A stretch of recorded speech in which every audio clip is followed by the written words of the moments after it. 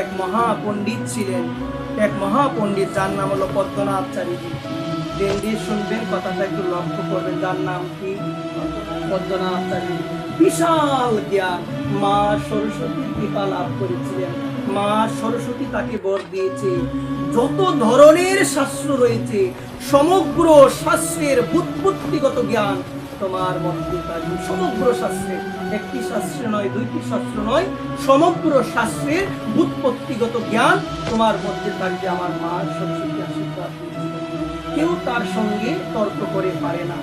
তার একটি নিয়ম ছিল, যার সঙ্গে তার তর্ক যুদ্ধ হবে, তাকে পরাজিত করার পরে তার যত ধরনের শাস্ত্র গ্রন্থ থাকবে সমস্ত গ্রন্থগুলো সে নিয়ে আসবে। এভাবে আনতে আনতে মা, এভাবে আনতে আনতে 7টা গরুর গাড়ি ভর্তি হয়ে গেছিল, এত গ্রন্থ ছিল তার। এক সময় কাশীর যারা বিদ্বান ছিলেন, কাশী দাম হলো দেবাদিদেব ভগবান শঙ্করের দাম। ভগবান কার দাম? সবাই বলেন, ভগবান শঙ্করের দাম। বলা হয়েছে শাস্ত্রে, এই কাশী দাম হলো ভগবান শঙ্করের নাক। কি গো সবাই বলেন? নাক। নাকের সঙ্গে সম্মানের একটা সম্পর্ক আছে। বলে নাক কাটা গেল, বলেন অনেকে। কিসের সম্পর্ক আছে? সম্মানের। কাশী দামের বিদ্বানরা চিন্তা করলেন, যদি পদ্মনাথ চারিজি ওই কাশীতে আসেন, তাহলে কেউ তো আমরা তার সঙ্গে পারবো না। আমাদের সমস্ত সম্মান চলে যাবে। আমাদের সম্মান চলে যাবে মানে আমাদের ভগবান শঙ্করের সম্মান চলে যাবে, চলে যাবে। চিন্তা করলেন কি করা যায়।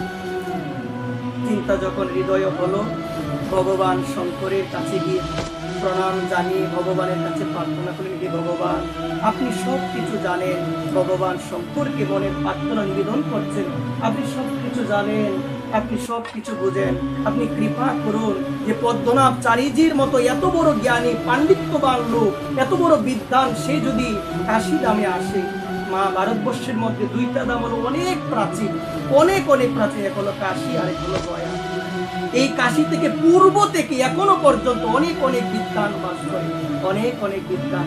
শাস্ত্র বলছেন, কাশীতে যারা মারা যায়, কাশীতে যারা মারা যায়, সেই সমস্ত জীবের, প্রত্যেক জীবের কর্ণে গিয়ে স্বয়ং দেবাদিদেব মহাদেব একটি তারক ব্রহ্ম নাম দেয়। সেই তারক ব্রহ্ম নাম হলো শ্রীরামায়ণ। শ্রীরামায়ণ। যারা মারা যায় সবার কর্ণে গিয়ে এই মন্ত্রটা স্বয়ং বিশ্বনাথ, স্বয়ং আমার ভগবান শঙ্কর কাশীতে যারা মৃত্যুবরণ করে, মন্ত্রটা কি? শ্রীরামায়ণ। এটিও তারক ব্রহ্ম নামের প্রকারে দেন দিয়ে শোনো। আজকে ভগবানের কাছে মনের আরতি নিবেদন করলো। মা, একটি প্রশ্ন হৃদয়ে বড় জাগি। আমাদের অনেক সময় বলে একটু প্রার্থনা করি, আমি বলি কি আমার প্রার্থনা গোবিন্দ শুনবে না কখনো। কার প্রার্থনা শুনে জানো? সরঙ্গ শরণাগতি হয়েছে যার, তাহার প্রার্থনা শুনে আমার নন্দ কুমার। আমার তো শরণাগতি হয় নাই সম্পূর্ণরূপে, আমি হয়তো বা বলতে পারি আমার প্রার্থনা শুনবে না গোবিন্দ, কারণ যার 6টা অঙ্গ শরণাগতি হয়েছে, সে গোবিন্দের কাছে যে প্রার্থনা করে, আমার নন্দ কুমার, আমার শ্রীজি সেই প্রার্থনা অবশ্যই অবশ্যই অবশ্যই এই জন্য বলছে, সরঙ্গ শরণাগতি হয়েছে যার, তাহার প্রার্থনা শুনে শ্রীনন্দ কুমার। আজকে দেখো মা, ভক্তরা প্রার্থনা জানবেন। ভগবান শঙ্কর দিব্যবাণীতে বলে দিলেন যে ও যদি আসে, ওকে নিয়ে যাবে, ওকে নিয়ে যাবে আমার ভক্ত, ওকে নিয়ে যাবে সন্ত সন্তের কাছে, ভক্ত সন্তের কাছে। কাকে? সবাই বলেন, সন্ত দাসের কাছে ওকে নিয়ে যাবে। এই কথা বলে শুনলেন, নিয়ে যাবে ওকে। এই কথা বলার পরে সবাই চিন্তায় পড়ে গেলেন। সন্ত দাস জীবনে কোনোদিন কলমি ছিল না। আজকে ভগবান শঙ্কর বলছেন ওর মতো বিদ্বান একজন আসবে, আর ভগবান কি বলছে? সন্ত দাসের কাছে নিয়ে যাবে। কোনোদিন বই পড়ে নাই। যারা ভক্তি জগতে আছে মা, যারা ভজন জগতে আছে, এমন কেউ নাই যে সন্ত দাসকে চিনে না। তার এত পদ, এখন সেই পদ কিনে মানুষ পিএইচডি করছে, এত সুন্দর পদ, কিন্তু জীবনে কোনোদিন কলম ধরে নাই। মুখং করতি ভাচলাং কুঙ্গং লঙ্গয়তি গিরিম যত্রিপা তমহং বন্দে পরমানন্দ মাধব। বুবাও কথা বলতে পারে যদি ভগবানের কৃপা হয়ে যায়। যিনি হাঁটতে পারে না, তিনিও গিরি গোবর্ধন লঙ্ঘন করতে পারে যদি আমার গোবিন্দের কৃপা হয়ে যায়। গোবিন্দের কৃপা হলে যে চোখকে দেখতে পাই না, সে জগতের সব কিছু দেখতে। কার কৃপা? গোবিন্দের কৃপা। বলে সব মুখং করতি বাচলং পুঙ্গং লঙ্ঘয়তি গিরিম যৎ কৃপা তমহং বন্দে পরমানন্দ মাধব। যদি সে মাধবের কৃপা হয়ে যায় সব সম্ভব। যাই হোক, ভগবান বলেছেন বিশ্বাসপূর্বক সন্ত দাসের কাছে গিয়ে বললেন যে আমরা সংবাদ পেয়েছি যে আমাদের এই কাশী ধামের মধ্যে পদ্মনাভ চারিজি আসবেন। এখন ভগবান শঙ্করের আদেশ হলো এই পদ্মনাভ চারিজি যখন আসবে উনি যেন আপনার সঙ্গে তর্কযুদ্ধ বলছে। আমি তো তেমন কিছু জানি না, শাস্ত্র জ্ঞান কিছু নাই, কিন্তু যদি আমার ভগবানের ইচ্ছা হয়, ভগবানের যদি ইচ্ছা হয় আমি বসবো, কিন্তু তাকে নিয়ে আসবে, আমি যাব না, তাকে নিয়ে আসবে। যথা সময়ে পদ্মনাভ চারিজি আসলেন, তার কাছে বিদ্বানরা গিয়ে বললেন আপনি তো এসেছেন, আমাদের একজন আছে, আপনি তার সঙ্গে বলবেন, একটু আপনাকে যেতে হবে তার কাছে, সন্ত দাসের কাছে। তিনি বললেন ওর কাছে আমাকে যেতে হবে, তাহলে অবশ্যই আমি যাব, কিন্তু আমি যদি দিদি তোমরা কি দিবে? বলছে কাশীর যত সম্মান আছে সব আপনাকে লিখে দিবে। তার কাছে গেলেন, প্রণাম জানালেন, কুশল বিনিময় হলো একে অপরের মধ্যে। হঠাৎ মা এই কথাটি মার্মিক কথা, খুবই দ্রবীভূত করে হৃদয়, শুনে যাও। এখন পদ্মনাভ চারিজি বললেন আপনার যদি কোনো প্রশ্ন থাকে আপনি আমাকে করতে পারেন। তখন খুব সুন্দরভাবে আজকে সন্তদাস ভক্ত উত্তর দিলেন, আমার হৃদয়ে যত জিজ্ঞাসা ছিল, আমার হৃদয়ে যত প্রশ্ন ছিল, সমস্ত প্রশ্নের উত্তর আমি পেয়ে গেছি, আমার আর কোনো প্রশ্ন নেই। যদি আপনার কিছু থাকে আপনি করতে পারেন। মা ধ্যান দিয়ে কথাটা শোনো, এটি আমাদের বিশালভাবে জানা প্রয়োজন। সমস্ত প্রশ্নের আমি উত্তর পেয়ে গিয়েছি।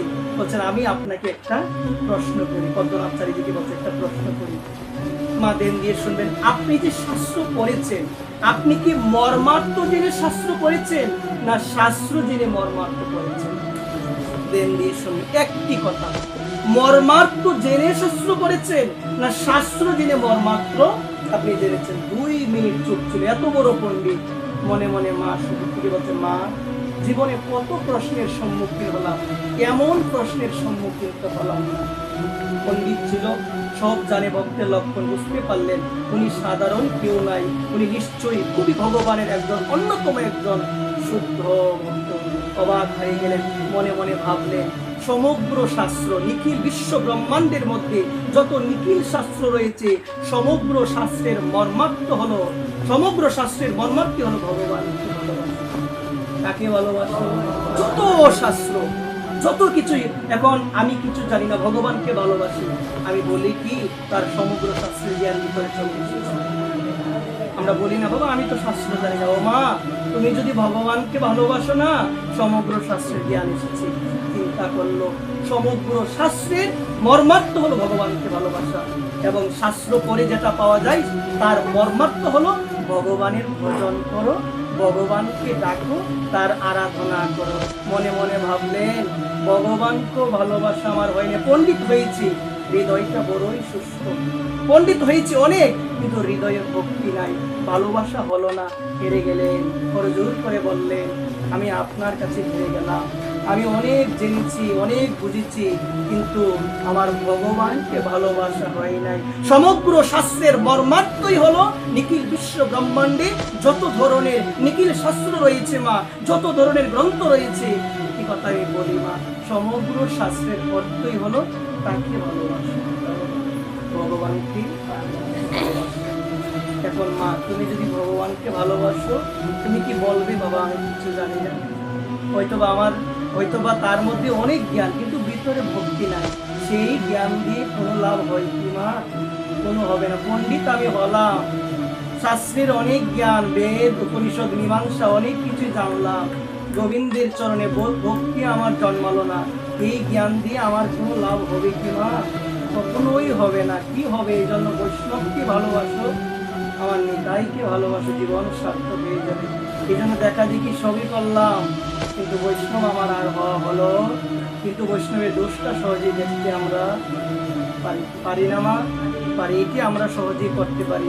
এই যে দেখুন কিছু নাই আমার জীবনে, সাধন নাই, ভজন নাই, কিন্তু অন্যের পাপটা আমি নিতে বড়ই চেষ্টা করি, হয়তো বা মায়ার জন্য বুঝতে পারি না। এই জন্য জানো যারা নিন্দা করে তাদের মতো বন্ধু আর কেউ নাই, কেউ আছে গো, হয়তো বা বুঝতে কষ্ট হয়। মানে বুঝতে বলতে সহজ কিন্তু বুঝতে কষ্ট হয় যে আমার নামে এই কথাটা সে বলল। কিন্তু আমি বলি কি, যে আমার নিন্দা করে সেই তো আমার বন্ধু। আর আমার বাবা বিনোদ বিহারী বাবাজি মহারাজ বলছেন, যে তোমার প্রশংসা করে সে বন্ধু নয়, যে তোমার প্রশংসা করে সে বন্ধু নয়। আর আমরা প্রশংসা শুনলে তো কত খুশি যে আমার নামে প্রশংসা হচ্ছে। বাবা বলছেন প্রশংসা শুনলে কানে হাত দাও, আওয়াজ নাই, কোথায় হাত দাও। নিন্দা শুনলে মনে করবে এটা তোমার জন্য পরম মঙ্গল। এই ভাবনাটি কি এত সহজে আসে কি? হয়তো বলাটা অনেক সহজ হয়ে যায় কিন্তু বোঝাটা অনেক কঠিন। এই জন্য অন্যের দেওয়া গালিকে যে আশীর্বাদ মনে করতে পেরেছে ভগবত প্রাপ্তি তারই সম্ভব। অন্যের দেওয়া গালিকে যে আশীর্বাদ বলে গ্রহণ করতে পারে, আমার বিনোদ বাবা জগৎকে ডাক দিয়ে জানিয়ে দিলেন ভগবত প্রাপ্তি সেই করতে পারবে। এই জন্য কখনো বিচলিত হওয়া যাবে